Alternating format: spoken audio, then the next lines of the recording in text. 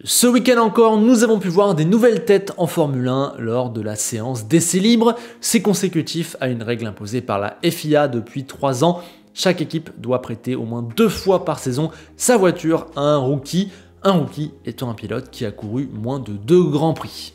Avec la réduction du temps d'essai disponible pour les équipes, elles prêtaient de moins en moins leur voiture à des jeunes puisque c'est sacrifier un temps précieux et risquer quelques conséquences négatives, donc on a trouvé cette solution pour y remédier. Ces séances ont souvent lieu à Mexico et Abu Dhabi comme cette saison puisqu'on essaye d'éviter les circuits où les murs sont proches comme Bakou, ceux qui sont nouveaux, on ne l'aurait pas fait à Vegas par exemple, ou ceux qui sont vraiment techniques, style Suzuka.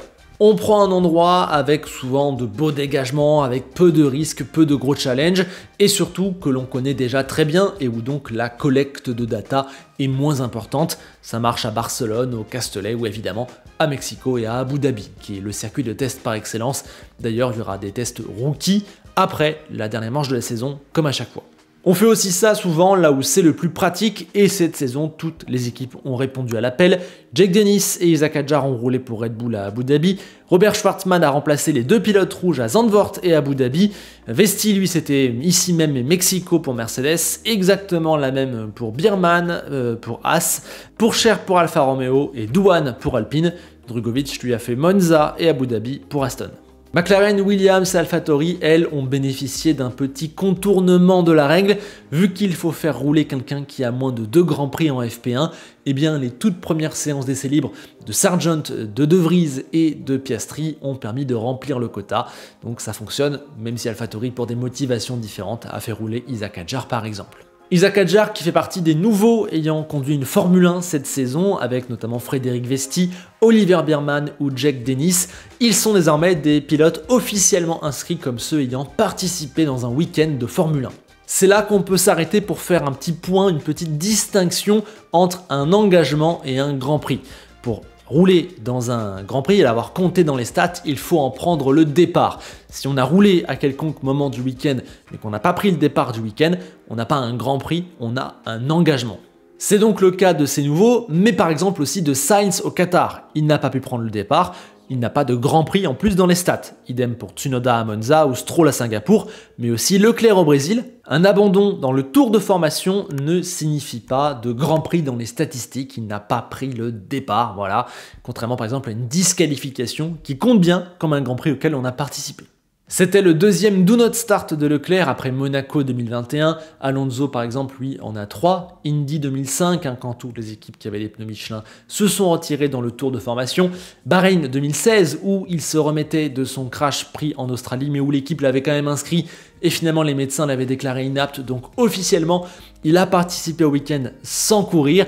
Et on a la Russie 2017, où l'électronique de sa McLaren l'avait lâché dans le tour de formation comme Leclerc. Le record sur la grille, j'ai fouillé, je crois que c'est Pérez avec 4 engagements sans participer en course à cause de multiples problèmes. Et par exemple, on a des pilotes comme Hamilton, Bottas, Gasly, Norris ou Verstappen qui n'ont jamais connu ce cas de figure. Mais on s'est un peu éloigné, revenons un petit peu sur les cas de ces pilotes de réserve, sur ces jeunes pilotes qui roulent généralement lors de ces séances, qui sert à remplir ce quota de 2 rookies. On l'a vu cette saison, c'est le cas de figure le plus typique qu'on a quasiment toujours. On va prendre un jeune, souvent performant en Formule 2, souvent issu d'une académie, donc déjà relié à l'équipe et qui a des chances à l'avenir de monter. On l'a vu cette année, Biermann, Hadjar, même Vesti, Douane ou Pourcher, même si leurs situations sont particulières, ça reste des espoirs aux portes de la F1 que les équipes vont profiter pour tester. Un peu dans le même style, on a les 3e pilotes que je qualifierais d'entre-deux. C'est le cas de Drugovich, ça l'a été avant lui d'un mec comme Vips ou justement comme De Vries. C'est des gars qui ont été performants en catégorie junior, mais pour qui le siège en Formule 1 ne s'est pas vraiment ouvert, qui donc ont trouvé un siège de 3e pilote et qui oscillent entre éternel espoir et pilote qu'on commence un peu à oublier. Et du coup, en attendant, ils roulent 2 fois par saison dans la voiture. Il arrive aussi qu'on ait des choix plus exotiques, vu que la seule contrainte c'est que le pilote n'ait jamais couru en Formule 1 plus de 2 Grands Prix. C'est le cas de Jake Dennis cette saison avec Red Bull. Ça franchement, on ne l'avait pas du tout vu venir, sûrement pour récompenser son titre en Formule I. L'an dernier par exemple, McLaren nous avait ramené Alex Palou et Patricio Howard, 2 grands talents de l'IndyCar. Les motivations de ce genre de choix peuvent être carrément multiples, ça va de satisfaire un sponsor en commun à tester un pilote pour potentiellement le prendre plus tard. Par exemple, l'an dernier, McLaren, je pense que c'était vraiment un mix des deux. C'était une bonne occasion de tester deux grands talents de l'IndyCar où elle roule, et aussi, selon le circuit, de faire plaisir à pas mal de monde. Au final, le truc ne s'est jamais concrétisé avec ces deux pilotes-là, puisqu'ils n'en ont ni eu l'occasion ni eu le besoin, mais c'était pas mal, quoi. Ça coûte rien de tester Palou et Howard, deux très bons pilotes. Si jamais un jour il faut qu'ils rentrent en Formule 1, tu as déjà le contact, quoi. Il nous est aussi arrivé de voir des anciens, des gars expérimentés qui viennent d'être un petit peu mis à la retraite, mais qui ne veulent pas totalement arrêter, et dont les équipes profitent de l'expérience pour apprendre plein de choses. L'exemple ultime, c'est Robert Kubica avec Alfa Romeo ces dernières saisons, et même Williams. Bon là oui, il est bien aidé quand même par son gros sponsor polonais Orlen. D'ailleurs, on l'a vu cette saison, plus de sponsor Orlen, plus de Kubica en essai libre. Et oui. C'est bien la preuve que parfois ces séances d'essai sont aussi une histoire d'argent. Il y a très peu de règles, donc on peut en profiter pour prendre un petit chèque pour faire plaisir à des pilotes qui ne sont pas foncièrement mauvais, mais qui sont surtout là parce qu'ils sont fortunés. On va en faire une liste d'ailleurs, alors dans celle qui suit, il n'y a pas que l'argent qui a motivé la présence de ces pilotes-là, il peut y avoir aussi le lien avec un motoriste, avec un pays, avec un sponsor, avec une certaine occasion. Par exemple, on avait Naoki Yamamoto, le triple champion de Super Formula, qui a conduit la Toro Rosso au Japon en 2019. Là, clairement, c'était un petit coup monté par Honda, on va pas se mentir. Artem Markelov, un habitué de la F2, a pris possession de la Renault chez lui en Russie en 2019, bon la voilà. Suzy Wolff a eu droit à 4 engagements chez Williams entre 2014 et 2015. Elle est à ce jour la dernière femme à avoir roulé en Formule 1, mais Williams ne nous a pas fait que des trucs très positifs, puisqu'elle a aussi fait rouler Roy Nissany plusieurs fois, 6 fois en FP1 entre 2020 et 2021. Clairement mérité. On se souvient aussi que Sean Gelael, sa date est montée 5 fois quand même dans la Toro Rosso. Enfin, je citerai King Wama, qui a été 11 ans avant Joe, le premier pilote chinois en Formule 1, 5 séances chez HRT en 2012, une chez Caterham en 2013. On a aussi eu Adderley Fong à Abu Dhabi en 2014 chez Sauber. Mais rassurez-vous quand même, la plupart du temps, les pilotes que l'on voit dans ces séances, ce sont des jeunes qui aspirent à monter vraiment en Formule 1 plus tard et que l'on vient tester. Ça ne s'est pas concrétisé, mais ces dernières saisons, on a vu Callum Ilott, qui à un moment donné était proche entre Haas et Alfa Romeo, pilote de la Ferrari Driver Academy. On a aussi eu Pietro Fittipaldi et Jacques Aitken, qui, sans l'incident de Grosjean à Bahreïn, n'auraient jamais couru en Formule 1.